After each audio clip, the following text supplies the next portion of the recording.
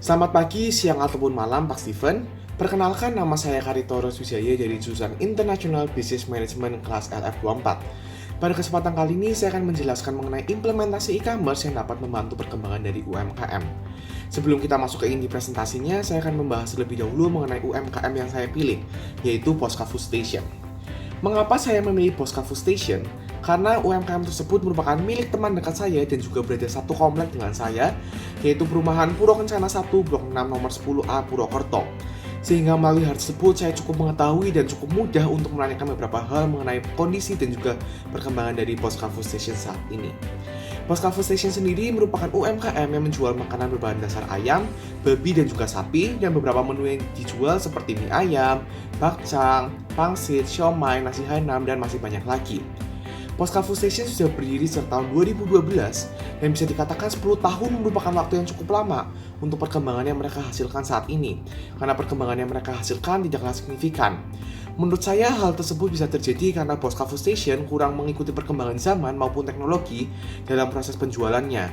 Mereka sebatas mengandalkan broadcast di WhatsApp.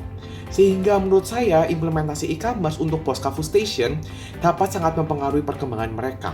Dan berikut merupakan tipe e-commerce dan juga e-commerce business model yang bisa digunakan oleh Poska Food Station.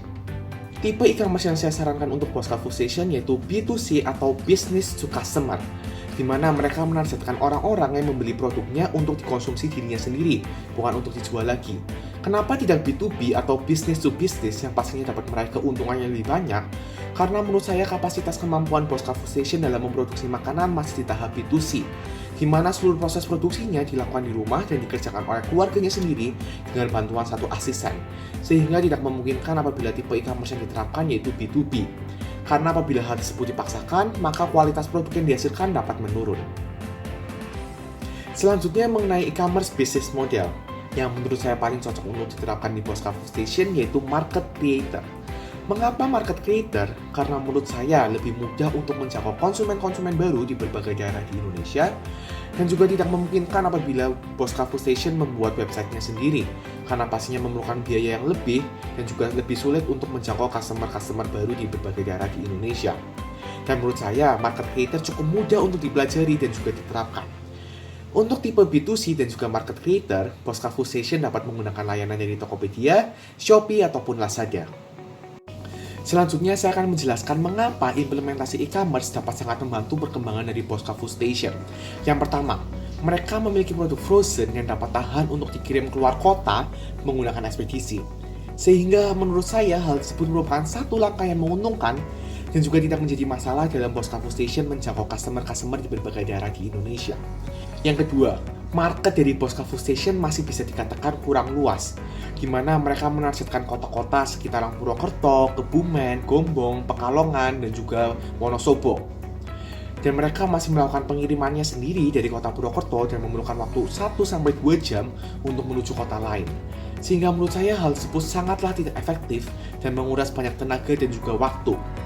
Melalui implementasi e-commerce, mereka dapat mengirimkan produknya melalui ekspedisi tanpa membebani para konsumen. Karena e-commerce zaman sekarang sudah menyediakan layanan gratis ongkir. Dan yang terakhir, mereka memiliki 2 anak yang berada di usia produktif, sehingga kedua anak tersebut dapat membantu proses pelaksanaan penjualan dari e-commerce. Dan bisa dikatakan bahwa kedua anak tersebut memiliki ide yang cukup kreatif, dan menurut saya hal tersebut merupakan kelebihan yang bisa digunakan dalam menyusun strategi untuk menjangkau customer-customer di berbagai daerah di Indonesia melalui e-commerce maupun sosial media lainnya. Karena menurut saya Poska Food Station memiliki cita rasa yang sangat enak dan unik, hanya saja mereka kurang melakukan promosi dan mengikuti perkembangan zaman maupun teknologi, sehingga akhirnya mereka tertinggal. Sekian presentasi yang dapat saya sampaikan mengenai implementasi e-commerce untuk Poska Food Station. Semoga saran yang saya berikan kepada teman saya dapat dipertimbangkan dan juga diterapkan, sehingga diharapkan Poska Food Station dapat berkembang secara pesat dan mendapatkan pendapatan tambahan melalui konsumen-konsumen barunya melalui implementasi dari e-commerce tersebut. Saya meminta maaf yang sebesar-besarnya apabila terdapat kata yang kurang berkenan selama saya presentasi ataupun selama proses belajar mengajar dengan Pak Steven selama 1 semester. Saya juga ingin mengucapkan terima kasih yang sebesar-besarnya atas ilmu yang sudah diberikan selama 1 semester ini. Doa saya untuk Pak Steven, semoga Pak Steven sehat selalu dan diberi rezeki yang melimpah. Sekian dan terima kasih.